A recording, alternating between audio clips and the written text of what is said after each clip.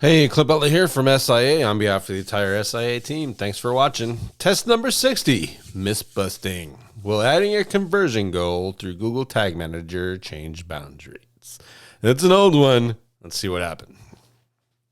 All right, so if you don't know, essentially bounce rates is kind of a measurement of what people are doing on your page. And it's well, not specifically what doing, but you can make it about what's doing. But how a user comes to your page and they can either bounce off of the page, i.e., leave the page and go back to search engines, or leave the page and go back to or go to another site.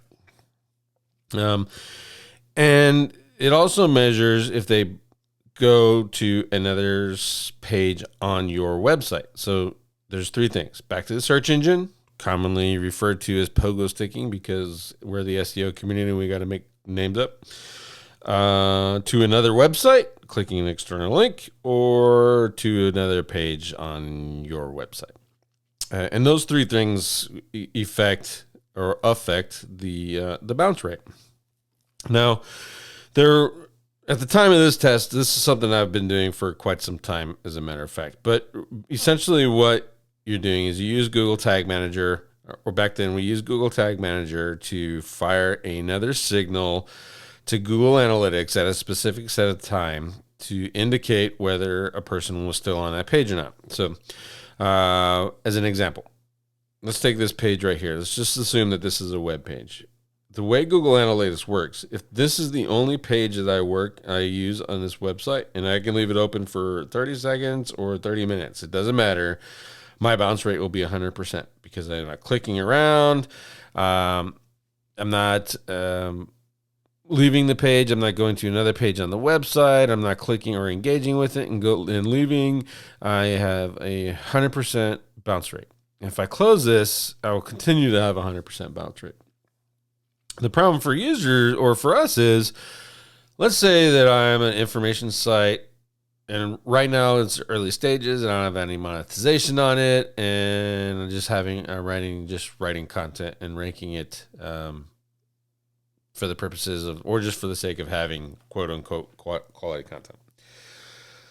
If the user comes to this page, reads only this page, and then leaves, I have a 100% bounce rate. But I do not have an accurate reflection on what the user is doing because it's 100% bounce rate. I don't know if they're liking it or they're sticking around, what's going on. So this tag manager manipulation of the bounce rate is really for you. If you're an information marketer, at the end of the day, it's really for you to help you measure if people are staying on your page and actually reading it. So let's say this is 1,500 words. Just pretend with me. It's 1,500 words. It takes an hour to 2 minutes for someone to read it. And so I want to know, are people actually reading it? So I use that Google Tag Manager thing, and I set the time. In this case, it was set for 30 seconds, but I would do it longer. I would set for 1 minute, and 1 minute to me is an engaged reader. I've got you. So if you're just a casual surfer, you're going to read this. You're going to read the heading or the title. Oh, that's interesting. You're going to read some of the bold and the headings to see what the outline is, and then you'll go back up and actually start reading it because you've graded it and it's worthwhile. A lot of people, 30 seconds, that might be too quick an assumption, especially if they're scrolling down and all that stuff. So I use 1 minute.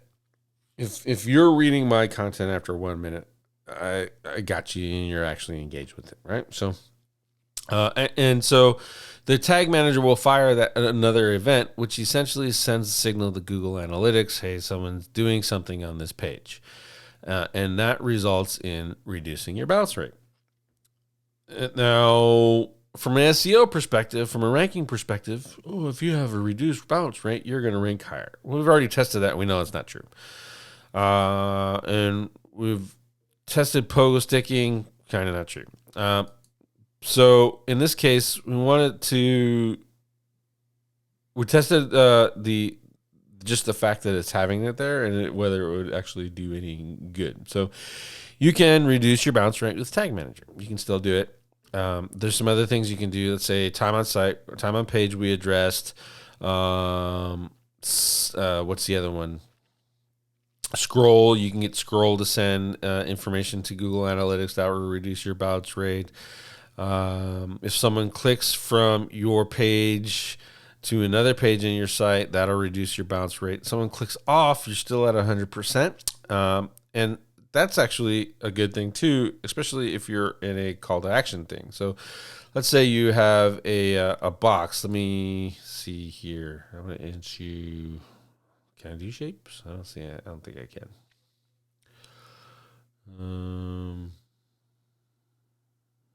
Nope. It's not gonna let me insert image. Whatever.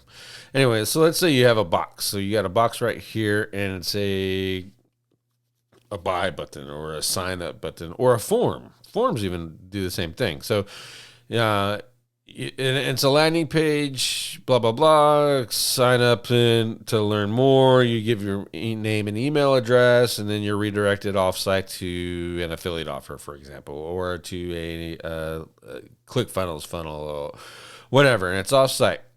That'll give you 100% bounce rate. If people are sticking around and messing around, let's say you have a short form thing, or let's say you have a video. That's even better. So you have a video that's 2 minutes long and telling them to go do what they want to do, right? So you have 2 minutes. You set the Google Tag Manager for 1 minute and 30 seconds, and that will give you a good indication on what your, or actually 1 minute 45 seconds. That would be even better. Or where your call to action is in a video. Let's just say it's at 1 minute 45 seconds. So if people are staying for at least 1 minute and 45 seconds, they're reading the landing page. Your copy's good. Your video is doing good, right? And then if they bounce after that, or they're coming in and jumping up and signing up the form before that, your bounce rate is going to be higher. So you can, if you have a low bounce rate on a landing page that's supposed to be doing something specific, like gathering emails to send to funnels, you have copy problems. Versus if you have a landing page that's doing all those things and it's at 100%, you know that your copy is right on point, your targeting is right on point, and you don't have to change anything with your copy.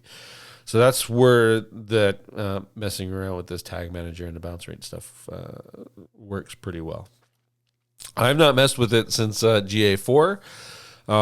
I've stopped messing with Tag Manager for a lot of things just because it's not firing right. My primary use was Schema. But this is something that you can continue to try to this day if you want to.